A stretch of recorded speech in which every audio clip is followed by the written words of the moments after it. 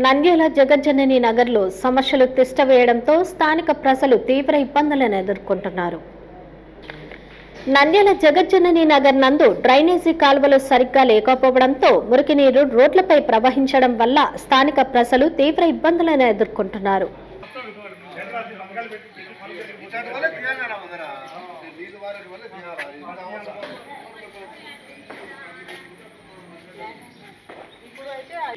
పిల్లలకి రోగాలు వస్తున్నాయి.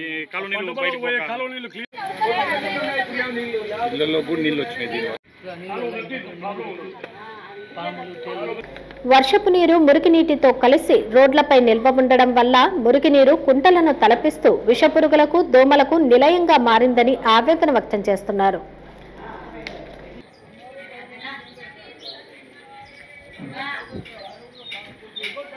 రోడ్లు కావాలి సార్, కాలువలు కావాలి. నీళ్ళు 2 నెలలు అవుతుంది కాబట్టి వచ్చనే నై దోమలు ఎక్కువనాయి మాకు.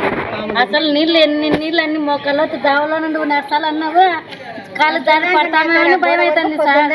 ఒక వారం తెచ్చిన నీళ్ళు ఎక్కువైనాయి. పాములు చిన్న చిన్న పాములు, పెద్ద పెద్ద పాములు ఇండ్లకి కూడా మొన్న ఇంట్లోకి వచ్చినాయి సార్. వీళ్ళ ఇంట్లోకి చిన్న పాములు కానుండి నాయి దా కాలువలో ఉన్నాయి పాములు. ఇండ్లకి ఏడొచ్చాయని భయం కాలే మాకు. ఆ చెల్ల నీళ్ళు అయినా తెలియదు, మాకేమైనా తెలియదు. అవతల రోడ్ల నుండి ఎక్కి పాడుతా వస్తున్నాయి మాకు. మాకు చాలా ఇబ్బంది అయింది. ఈ సంవత్సరం ఎక్కువ, పోయిన సంవత్సరం కానీ ఏం లేవు. 2 నెలలు అవుతుంది బాగా. అసలు తగ్గడన్న పొత్తిగా నీళ్లు. సమస్యలను పలుమార్లు మున్సిపల్ అధికారుల దృష్టికి తీసుకుని వెళ్లినా పరిష్కరించడం లేదని ఆగ్రహం వ్యక్తం చేశారు. మంత్రి ఎన్ఎండి ఫారూక్ సమస్యలను పరిష్కరించాలని వేడుకుంటున్నారు. మన నంద్యాల పట్టణంలో మేము అసలు ఇక్కడ పల్లెలో ఉన్నామా పట్టణంలో ఉన్నామా తెలియక పరిస్థితి ఈరోజు. ఎందుకంటే ఎంతోమంది ఎంతో పన్నులు కడుతున్నాం. ఇక్కడ నంద్యాల మున్సిపాలిటీకి ఆదాయం కూడా ఉంది. కుళాయి పన్నులు, ఇంటి పన్నులు కట్టించుకుంటారు మున్సిపాలిటీ వాళ్ళు. పగలే నడవాలంటే కష్టంగా ఉంది. ఎందుకంటే చూస్తే ఒకసారి నిన్న కమిషనర్ గారు చూసినారు, కానీ మంత్రి గారు కూడా వచ్చి ఒకసారి చూసి దీన్ని రోడ్ల పరిస్థితిని చూసి ప్రజలు ఎట్లా ఇబ్బందులు పడుతున్నారో చూసి గమనించి ఈ రోడ్లు, సైడ్ కాలువలు, వీధి లైట్లు ముఖ్యంగా ప్రజలకు కావాల్సింది ఇదే.